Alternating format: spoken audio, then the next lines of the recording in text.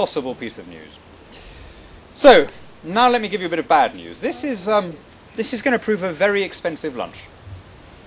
I don't mean in the direct sense that you've paid a very reasonable fee for such a wonderful feast. I mean that while we have been enjoying it, Gordon Brown has been trying to ratchet up even more the amounts of public money that he proposes to fire hose at the economy.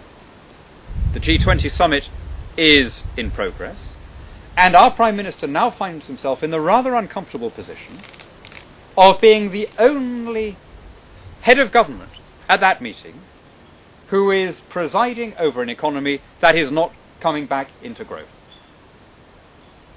He's in the situation where we have emptied our treasury and exhausted our credit, and so he's therefore begging all of the other governments to plug the gap and to start spending so as to get Britain out of the mess that he has created.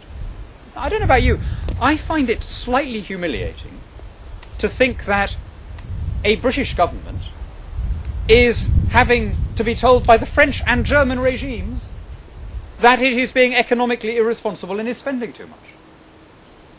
I never thought to see that day when I was debating against when Margaret Thatcher was Prime Minister.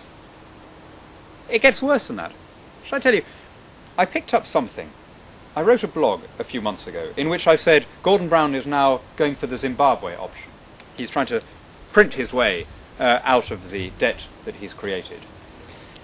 And this was picked up by the main pro-Mugabe newspaper in Zimbabwe, which had a lengthy editorial saying, so you see Gordon Brown is now making a bigger mess of things than we are, without even the excuse of international sanctions which we are facing. And I thought, now, there are a lot of humiliations that Gordon Brown has inflicted on our country, but having Zimbabweans shaking their head over economic mismanagement in Britain, that really is a new low for us.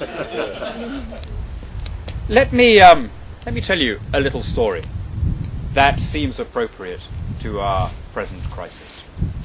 The year is 1945. Clement Attlee is Prime Minister. And one day he's relieving himself in the gents of the House of Commons. Door swings open, and it's the leader of the Conservative opposition, Sir Winston Churchill. He comes in, he spies Clement Attlee at the urinal, and he strides purposefully down to the farthest end. Attlee says, feeling a bit standoffish today, are we, Winston? And Churchill, majestically unbuttoning his fly, replies, no. But whenever you see anything big, Clement, you nationalise it. Now, I tell you that story for two reasons. As I said, it was appropriate to our present discontent. Gordon Brown has spent a higher percentage of our national wealth on nationalisation than Clement Attlee did at the height of the post-war seizure of industries. And he has funded that power grab by the government by running up a higher debt than Winston Churchill incurred to win the Second World War with. With the rather obvious distinction, my friends, that we haven't just been fighting the Second World War. On the contrary, we have a government that has been busily engaged in handing away the freedoms that our fathers fought to defend. Above all, our freedom to live under our own people and our own laws in our own sovereign parliament. Why do I tell you this? Well, it's not just to depress you.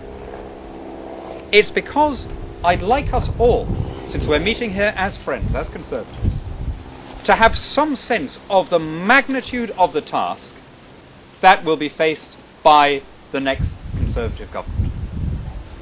Do you remember those posters that were produced last year with a little baby, the picture of a little baby being born, and it had the eerie caption, Dad's eyes, Mum's nose, Gordon Brown's debt.